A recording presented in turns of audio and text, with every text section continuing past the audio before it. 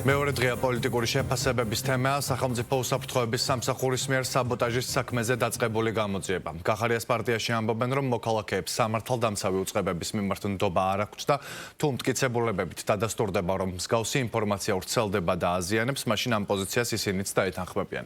უმრავლესობას კი მიაჩნია, რომ მიზანი ქვეყნის მაქსიმალურად დაზიანებაა, რომ არ შემოვიდეს ტურისტი და ეკონომიკა არ განვითარდეს, რაზეც ოპოზიცია ხელის მოთმობას ცდილობს.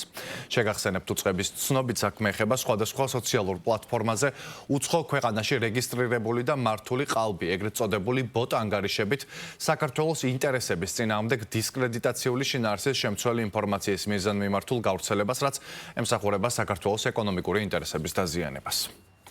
დღეს რომ საქართველოს მოქალაქეებს ნდობა არ აქვს არც ერთი სამართალდამცავი უწყების მიმართ და არც უსაფრთხოების სამსახურის მიმართ, სწორედ ამან გამოიწვია ის, რომ მსგავსი განცხადებებზე შეფასებების კეთება უწევს საქართველოს მოქალაქეებს მტკიცებულებების გარეშე. თუ მტკიცებულებები დადასტურდება, რომ მსგავსი ინფორმაცია ვრცელდება და მსგავსი ინფორმაცია აზიანებს, მაშინ ჩვენ რა თქმა უნდა დავეთანხმებით ამ პოზიციას. თუ არ გავრცელდება და არ ახსნის სახელმწიფო უსაფრთხოების სამსახური მტკიცებულებებით, რომ ასეთი ფაქტები ხდება, მაშინ არ დავეთანხმებით. ტურიზმი ძალიან, ასე ვთქვათ, მსხვილი დარგი არის ჩვენს ეკონომიკაში. შესაბამისად, ტურიზმზე დარტყმა, რა თქმა უნდა, ეკონომიკაზე დარტყმას გულისხმობს. იკვეთება ნიშნები, რომ ეს ყველაფერი არის ხელოვნური, ეს ლოგიკა რასაც კარნახობს. როდესაც ასეთი დეზინფორმაცია ვრცელდება, ამ შემთხვევაში არა მხოლოდ რუსი ტურისტების მიმართ კეთდება ეს, არამედ ყველა რუსულენოვანი ტურისტის მიმართ და ზოგადად ტურიზმის მიმართ, ვინაიდან საქართველოში ტურისტები ჩამოდიან არა მხოლოდ იმიტომ, რომ ულამაზესი ქვეყანა ვარ და ღვინის სამშობლო ვარ, არამედ იმიტომაც, რომ საქართველო არის ერთ-ერთი ყველაზე უსაფრთხო ქვეყანა ნებისმიერი კრიტერიუმით, რაც კი შეფასებულა. შესაბამისად,